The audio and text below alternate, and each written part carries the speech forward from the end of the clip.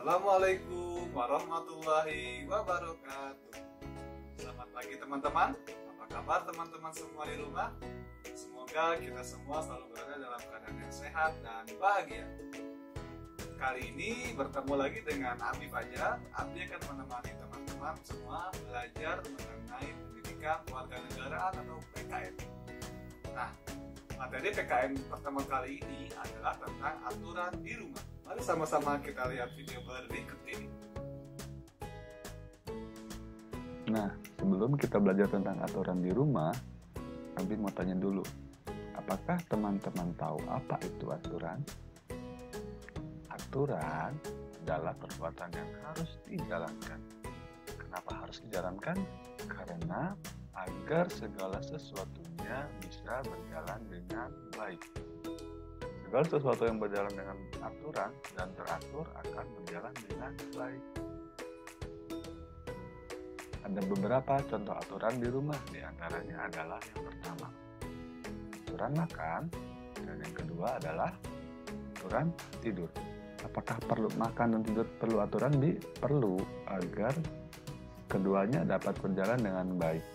Jika keduanya berjalan dengan baik, maka kita akan menjadi sehat dan bersemangat dalam menjalani hari. Untuk aturan makan apa saja? Yang pertama adalah mencuci tangan. Kenapa harus mencuci tangan? Agar kuman-kuman yang menempel pada tangan kita mati dan hilang sebelum kita menyentuh makanan. Yang kedua, membaca doa. Ketiga, duduk diam. Dan yang keempat, makan dengan rapi. Kenapa kita harus membaca doa? Makanan-makanan yang masuk ke dalam tubuh kita menjadi makanan yang diberkahi. Yang ketiga, duduk diam. Kenapa harus duduk diam? Agar makanan yang masuk ke dalam tubuh kita dapat dicerna dengan baik. Nomor 4 adalah makan dengan rapi. Dengan rapi itu seperti apa sih, Bi? Nah, tentunya makan ketika kita duduk diam, kita bisa makan dengan rapi. Tidak berantakan, nasinya tidak jatuh-jatuh, tidak belepotan, seperti itu. Makan pelan-pelan, dikunyah sampai makanannya benar-benar halus, lalu baru ditelan. Berikutnya adalah contoh aturan tidur, yaitu yang pertama, menggosok gigi. Setelah seharian kita makan ini itu, makan makanan berat, makan makanan ringan, tentunya sisa-sisa makanan akan menempel di gigi kita. Kenapa kita harus menggosok gigi? Agar makanan yang menempel di gigi kita dapat hilang, sehingga tidak membuat gigi kita berlubang dan sakit gigi. Tentunya teman-teman tidak mau ya sakit gigi.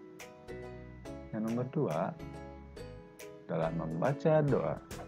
Sebagai seorang muslim, tentunya kita harus membaca doa sebelum dan sesudah melakukan aktivitas. Teman-teman sudah hafalkan doa tidurnya dan doa bangun tidurnya. Dan yang ketiga adalah tidur tepat waktu. Kenapa tidur tepat waktu?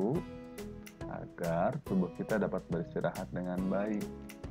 Karena tubuh kita sangat memerlukan istirahat setelah beraktivitas seharian, setelah belajar, setelah main, membantu ayah ibu.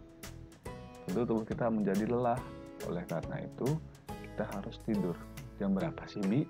Tidur tepat waktu itu, nah, untuk teman-teman, paling malam, paling larut adalah jam 9. Jadi teman-teman sebaiknya tidak tidur di atas jam 9 malam. Kenapa? Agar ketika bangun, teman-teman menjadi segar dan bisa bangun lebih awal. Nah, yang bukan aturan di rumah, contohnya apa, Bi? Ini dia. Yang pertama adalah membuang sampah sembarangan. Walaupun kita di rumah, kita harus membuang sampah pada tempatnya. Misalnya, nanti juga ada yang nyapu, Bi. Nanti juga disapu ayah atau disapu ibu. Kan di rumah, nggak kemana-mana, nggak berantakan. Tidak boleh seperti itu ya teman-teman. Kita harus membuang sampah pada tempatnya dimanapun kita berada. Bukan hanya ketika di tempat umum, di rumah pun kita harus membuang sampah pada tempatnya. Tentunya teman-teman tidak mau kan di rumahnya banyak semut, banyak kecoa. Itu karena di rumahnya banyak sampah yang berserakan. Yang kedua, mencoret tembok. Tembok-tembok yang sudah rapi, yang sudah bagus dicat oleh ayah, ketika kita coret-coret, nodanya akan sulit untuk dihapus.